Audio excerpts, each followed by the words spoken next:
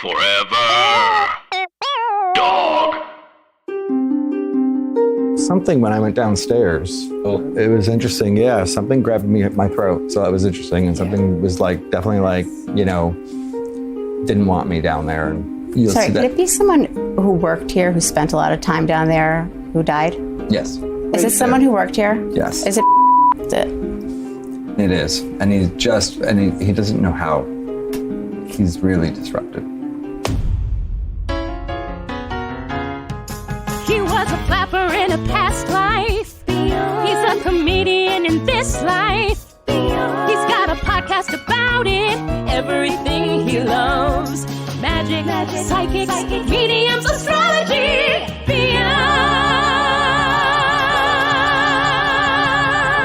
Hi, I'm Mike Kelton, and you're listening to...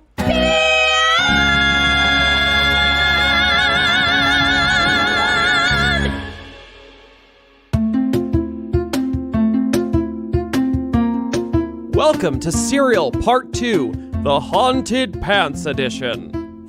Just kidding. This is Beyond, and I'm Mike Kelton, and I'm happy you're back. And I have to be honest with everyone. I have never received so many Instagram DMs, and what I realize is, holy moly, do we love a cliffhanger. Well, buckle up and get ready for this week's episode, because if you thought Part 1 was spooky, you're in for a true, real-life nightmare, just in time for Halloween. Welcome to The Haunting at Cure Thrift Shop, Part 2. Last week, we heard all about how I found myself literally wrapped up in a real-life haunting at Cure Thrift Shop, and even though I think you listened, I'm going to recap everything in hopefully 60 seconds, in case you didn't, because guys, context is important. Time starts now. So I did a Facebook Live video for MTV at Cure Thrift Shop in the East Village, and my voice sounded demonic. Listen. Do I look buff or puffy? Yeah, do the full. So I emailed the owner of the shop to do an episode of the pod. She was like, maybe, but I really annoyed her, so she was like, fine. But when she said fine, she also said there was tons of dark energy in the shop. So I got Asa, the magical medium, to agree to come with us and expel the dark energy, like the charm witches. The power of 3 will set us, what? Free. Thank you. So we all went to Cure Thrift Shop, and Liz told us this creepy story about one of the spirits in the shop, Ava, her Jewish mother from a past life, who's like annoying, but not necessarily evil. Then, the pants. The pants. The pair of Brooks Brothers pants from a collection that came from an unknown estate and were placed in the basement that literally everyone hates. And once the pants came in the shop, weird stuff started happening. Like, very weird. Flooding, music cutting out, glass falling and cutting people's dainty hands, a break-in, money stolen, and someone stole a jacket from that collection that the pants came from. And finally, if all of that wasn't enough, someone bought the pants and returned them. And they didn't want a refund. They just literally wanted to return the pants, which has never happened in the history of Cure Thrift Shop. So I feel like the pants have got to be the darkest thing in the shop. But Asa thought it was something entirely different that has been around long before the pants arrived. That was 1 minute, right? So sort of up here, it was the spirit of curation and sacred and all of that. And as I went downstairs, it's not that that was gone, it was that something was sort of almost on top of that. Yes. That was saying no and, Yep. and pushing back. So There's something about the basement. I hardly ever go down there. I just don't like it down there. The basement is not for me.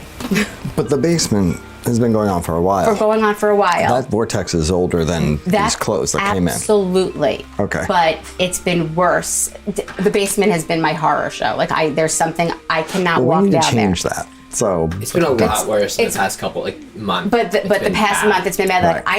I can't go down there. But it's been. Well, that's because something's been opened up, right? That feels dark and negative. Yes. And all of that. And so when it does, what's going to happen but intensify what's already dark and negative? I mean, that's where it's going to go, right? Right. I want to close. I want to close that basement. I've been saying that I want to close it. I want to close that entire floor off and just have the upstairs and have downstairs as like storage and offices or whatever else we need to do, but not to have it as that because I hate it down there. So Asa was probably onto something, as Liz and her employees really hate the basement. And to give us a bit more context, what you're going to hear next is Liz's employees giving their thoughts on the basement that they had told me right when we sat down. You can explain it by you're in a place without light, without natural light. You're in a place, sometimes it's quiet and you don't see a whole lot of people and you're just alone with yourself for a long time. But there's a very particular weight or sadness that comes upon you when you stay down there for too long. That I don't know any other word but like distressing. And like you come upstairs and you're like, thank God. I don't know. There's like this, when you use the word vortex, that's something that I've been describing to new employees as like a manager down there a lot. Since I started having to train employees down there, I'd go, hey, welcome to the vortex of downstairs. Like, eventually, I promise you, like, you'll get to, like, come to upstairs land. But, like, down here, like, you're stuck a little bit with, like, this, I guess the best way I can describe it is that, like, I'm a very introverted person. Like, I am very comfortable with alone time. And you never feel like you're actually alone, but you are completely trapped downstairs. So clearly it's not just Liz that hates the basement. It's the employees as well. And babe, on top of that, it's also customers. So a friend of mine, Trish, listens to the pod. She wrote me this week and said, oh my God, I had weird things happen to me in the basement at Cure Thrift Shop. And I said, babe, we got to hop in a call. So I've been to Cure many times. And, you know, yes, maybe it is like this like thing that like it's also like a basement, but I just could never shake the feeling that I'd be down there and I'd be going through clothes and I swear to God I would like feel someone behind me thinking it was an employee like trying to help me, and I would, you know, kind of turn around and would be there by myself alone. Oh. In Cure. I felt a similar way in Shakespeare & Co., the original one, downstairs. Uh-huh. Usually it would be like a cat. It would be with the cat that like lived there. Would be like walking around and be like, oh, it's just a cat. Can you give me any more description of like what the presence was like, or like the energy of the presence, or? I don't want to say sinister, but definitely not friendly. Yeah, like I just got a sense that like I shouldn't be down here because I used to live like in Stuytown area, so I would just like walk right over, and it would be always on my way to, you know, wherever I was going, like on the west side. Mm-hmm. So I would pop in all the time, and I got to the point where I just would never go downstairs. Okay, so Trish is literally a customer that had no idea we were doing this and just listened to the pod and shared that experience. And I'm sure more people will reach out once this pod goes by and say something sim. But it did make me think that this shit is literally so serious. This is like New York's version of the library in Sunnydale High, otherwise known as the Hellmouth. That's a Buffy reference, and by God, I hope you got that. Anyway, Asa went on to explain what the Hellmouth is going on in the basement, but first, he explains what he experienced when he went into the basement. Something when I went downstairs. Oh. It was interesting. Yeah, something grabbed me at my throat. So that was interesting. And something was like, definitely like, you know, didn't want me down there. And sorry, could it be someone who worked here, who spent a lot of time down there, who died? Yes. Is it someone who worked here? Yes. Is it? It is. And he doesn't know how. He's really disruptive. Yeah. And it was painful.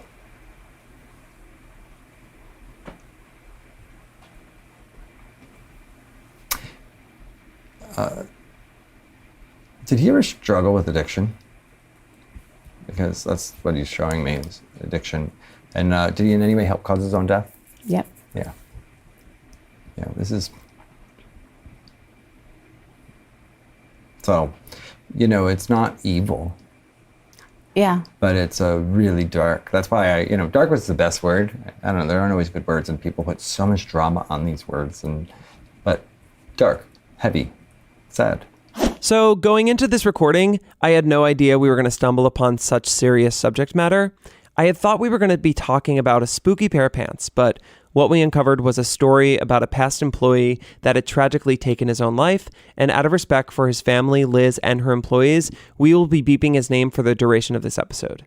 And honestly, the choking when I went down there, you said, I think it was you, said something about the choking and grabbed me by the throat. But it was really that it was like my throat chakra, which is the area of self-expression. It's not just about our words. If you could be a sculptor or whatever, if you're blocked in your self-expression, if you feel blocked in being able to be yourself, oftentimes we deal with throat issues. It centers around here. Your power center in your body, if you're a martial artist, your solar plex. But your power center and your expression in the world, it all centers around throat chakra. And so it felt like that was getting closed and clenched, and I felt oppressed there. I didn't feel like it was trying to harm me. I felt like it was harmed. Different. Are you sensing at all that was affected by something that happened here?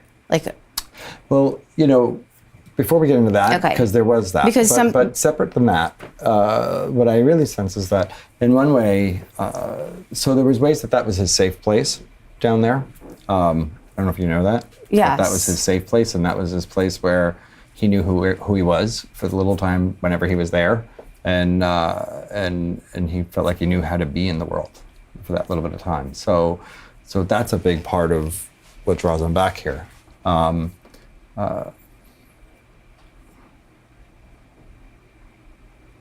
it's funny, he also has guilt, just so you know, with you, in some ways. So I'm not sure what that is yet. He's sort of not happy. It's sort of staticky, but he has guilt. It's funny, he goes back and forth between being angry with you. He had issues with you, huh? Mm-hmm. He pushed back a lot. He's a pain in the ass. Yeah. Because he has issues and real pushback with you, but also felt like you were somebody who actually cared about him and invested in him in some way, and nobody else would. Like you saw him. Mm-hmm. But he also hated you for that, by the way. Yeah. Because he felt worse about himself because you saw his good in him, and like you saw him, would see him, and it was a cross between making him really mad and wanting to attack you to also really sensitive and almost sheepish with you. He struggled a lot. Yeah. And I think he had some wiring issues up here, There was self-medicating going on. Yep. For undiagnosed wiring issues. So. Spot on. I just want to take a moment and let everyone know that this next section contains content that deals with substance abuse and suicide, and listener discretion is advised. If this is not something that you want to listen to, you can absolutely skip it. Time code for the next section is listed in the episode description. I knew him I worked at a thrift shop before I opened this store, and he had worked there before I worked there, and we met in that store. And shortly after, so he had never worked for me at that point, we never worked together, and shortly after I opened the shop, he walked in here, and I was like, oh my God, like we hadn't seen each other in a long time.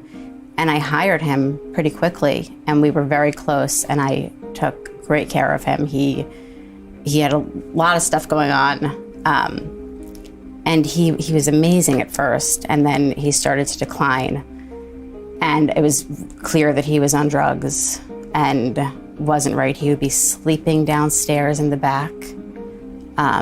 He would just leave and then come back in. It was just really strange, and I had to finally let him go. And he was here for a while, but I had to let him go. And I always said that I thought that he was undiagnosed with schizophrenia, and that's what was happening. And he just wasn't right, and I could tell. And he would be vacant, and he had these strange stares, and I had to get him out of the space. And I didn't know until a year ago when I looked him up on Facebook, where it said now in memory of. I didn't know that he killed himself. And when I read the stories, like the news stories about it, they said that like a little while before that something happened, and that it messed with his head, and he was never right after that. And then he like jumped from his apartment window and killed himself. And I'm thinking, as I'm reading that, like, no, he wasn't right when he was here years before that. He was not right. And I found that out about a year ago, and I've been pretty upset about it since, like just realizing that he did take his own life. But when he was working here, we had a donation that he went and did the entire pickup of, and it was a woman. She came in that her boyfriend had died, and she wanted to give us the contents of his apartment.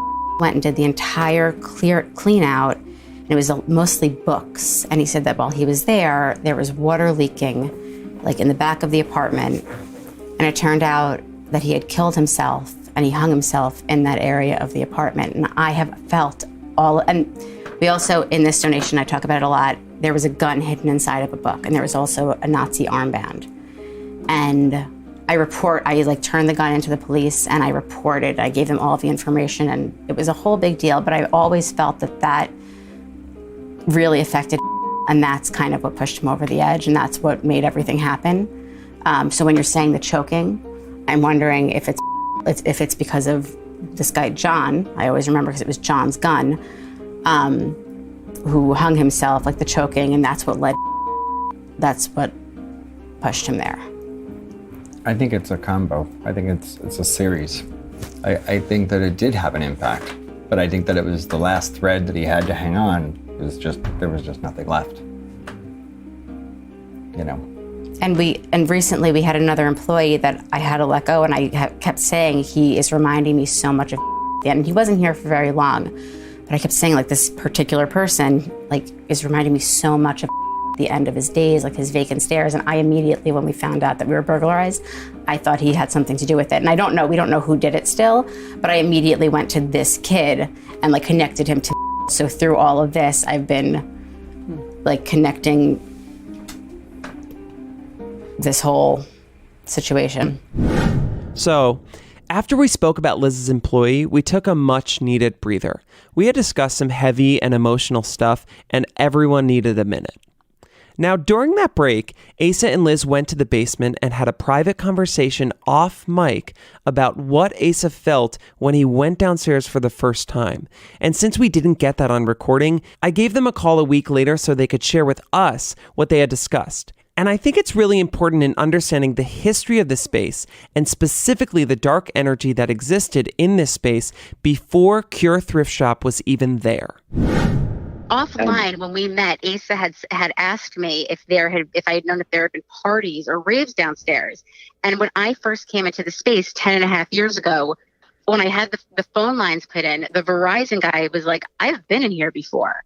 And he was like, "Was this like a party space? Does somebody live here?" And I was like, "I have no idea, maybe." And then he went downstairs into the basement to do the phone lines and came back up and was like, "Yep, definitely. I was at parties here in the 80s. They were like, someone lived here and there were huge raves in this space."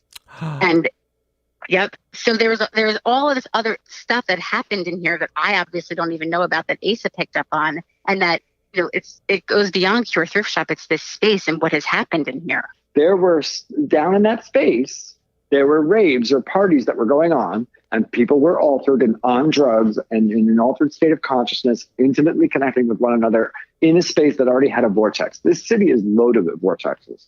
And vortexes are basically like, I mean, the larger ones are the major sacred sites, right? The larger vortexes are the pyramids of Giza, they're the Stonehenges, but there are smaller vortexes all over the place, and Manhattan is filled with them. The West 4th F train. That's fucking vortex hell right there. So when you have a vortex, they had opened up that vortex in that space.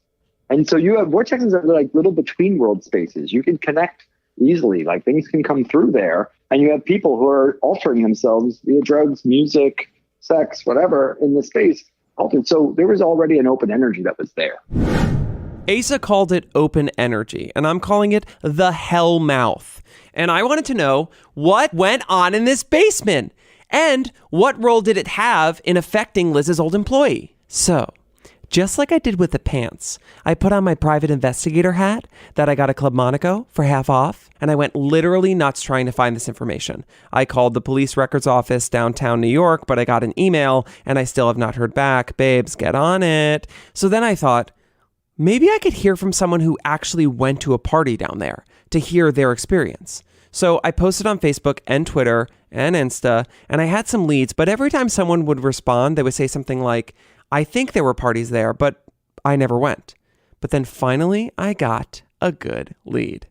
My friend Eric connected me with Nikki Haskell. Nikki is a socialite, TV host, and first female stockbroker in New York. Literally, Nikki, babe, congrats. And Nikki's the kind of like who's who of high society in New York City in the 70s, 80s, and 90s. Anyway, I got connected with Nikki, and I heard that she absolutely knew what was up at 111 East 12th Street, and she was happy to chat about it on the phone. So, babe, we called Nikki Haskell. Hello? Nikki? Yes? Hi, it's Mike Kelton calling, Eric's friend. Hey, hold on a second. Hold on 1 second. Okay. Can I have a hot dog? A hot dog? Hot dog? One.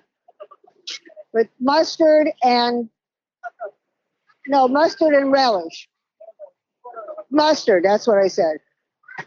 Okay. Oh, that's good. They don't have relish. So Oh. the relish is the operative word here.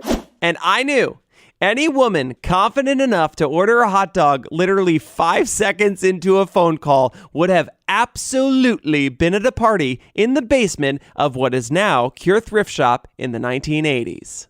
We were involved in some kind of haunting at Cure Thrift Shop in the East Village, which is at the address 111 East 12th Street. And what we're learning is there's a basement that's very haunted, and there's a lot of darkness in the basement. And what we're learning now is before it was Cure Thrift Shop, there was an owner, and then before that, it was a prevalent person in New York who had a townhouse and threw parties in the basement. And I'm looking for any information about what happened in that basement. I have no idea. I thought it was something completely different. Literally, what is the strongest lead we had in this case? The one my sources told me was absolutely dancing in the basement of Cure Thrift Shop in the 80s gave us the hardest no I've ever received in my life. And you know what? I found it so effing hilarious that I was like, you must include in the app. So for now, looks like we have to trust the Verizon guy and Asa's supernatural abilities. Which brings me back to the dark vortex in the basement of Cure Thrift Shop.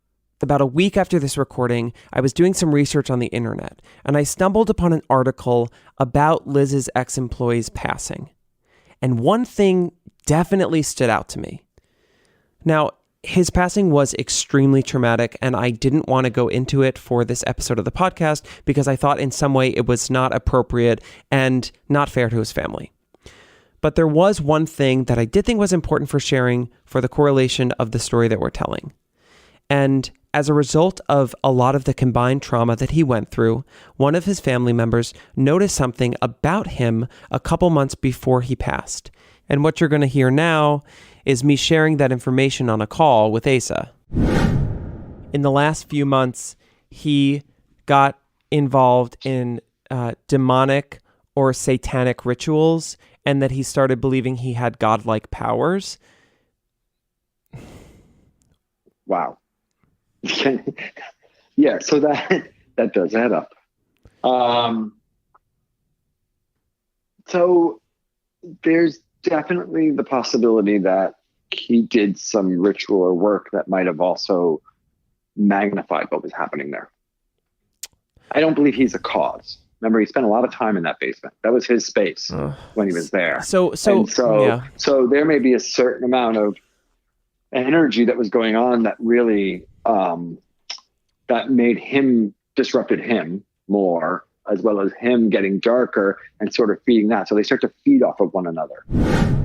So at this point in the recording of this episode, I was trying over and over to consolidate all this information about the basement in some kind of streamlined narrative. And I'm going to be honest with you guys, I was doing a very bad job because a lot had happened. We have a lot of information and it was spooky and confusing. So I thought the best way for you guys to understand what I was thinking was to sit down with Alex in the studio at literally 11:30 p.m. and chat about what we thought was going on in the basement. I don't know. First off, what do you think is in the basement?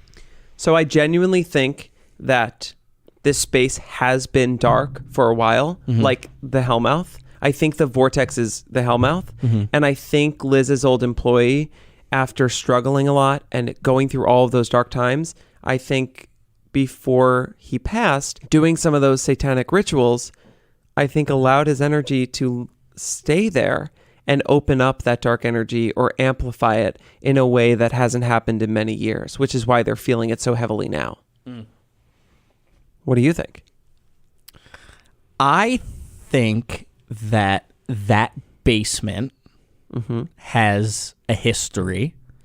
I think that before Cure was around, there were things that happened there, events that, because of what was going on, opened up some kind of, I don't know, vortex is what Asa said. And also, I think what's interesting to bring up is when Asa said vortex, when we were recording, no one said, what? They were like, yes. They just, I think, knew what he was talking about in a way where they had lived in that space and felt that energy. Yeah, I think that there was something that darker energy already existed before Cure was there, and that there were certain people and events like they were Liz's employee had a connection with that basement, and the circumstances by which he died were tragic and sad and heavy, and that created a certain type that amplified the energy that already existed there, is what I think. And that for Liz and everybody else, like all the other things that happened in the shop, all the other objects that had their own energy, like the pants or whatever, came and amplified that already existing energy. And therefore creating that very dense, dark, energetic feeling in the basement. That's what I think. That it's a massive like combination of everything. All these different things that have just like reached like a critical point. And I also think, kind of like a real problem in your life if you're kind of ignoring it, I think it gets bigger and feels heavier. I think that because Liz and her employees had been kind of just being like, I don't want to be in the basement. Like, I wanted to close it down. I don't want to be down there. She almost allowed it to become darker and heavier. Exactly. Exactly. Because you're just fueling it. Exactly. Also, I just want to point out that I cannot believe I'm speaking this confidently about this of all fucking things. It's important to know that like me and Alex don't know anything about and also like I am not like I am like I recently started like kind of buying into this stuff. Oh, this is very important for our listeners to hear. When we started this, Alex was like, loved that I was doing this and so supportive, but was like, I was skeptical. My mom loves this stuff. Yes, my mom loves this stuff, but like I don't believe it. So I made a believer out of Alex, which was great, but the question still remained.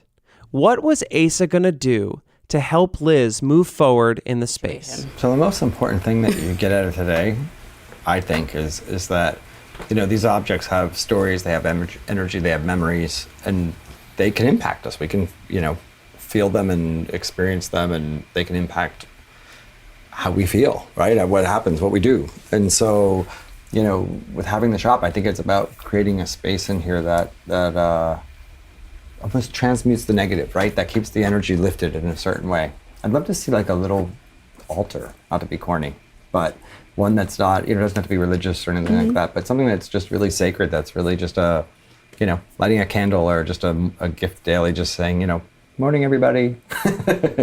Hello, you know, we're only loving that in here, that which is of, how about like love, light, and for the highest good of all who come and go. You know, just a simple little thing that's just a little prayer and acknowledgement at the end of the day, say goodnight, and you go. So it's just a way of like honoring that, but also saying like, this is the vibration we exist at. You know, we can look at these darker stories. We can look in as we experience them and see them, but that's something we're looking in at. That's not something we're inviting into the space. Okay. And what can we do for downstairs? Yeah, we're going to have to lift that energy. Okay. I have to think about that. And that's next week on the finale of The Haunting at Cure Thrift Shop.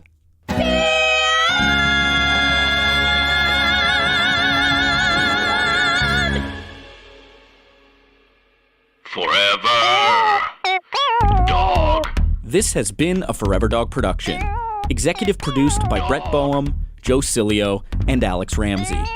For more original podcasts, please visit foreverdogpodcasts.com and subscribe to our shows on Apple Podcasts, Spotify, or wherever you get your podcasts. Keep up with the latest Forever Dog news by following us on Twitter and Instagram @ForeverDogTeam and liking our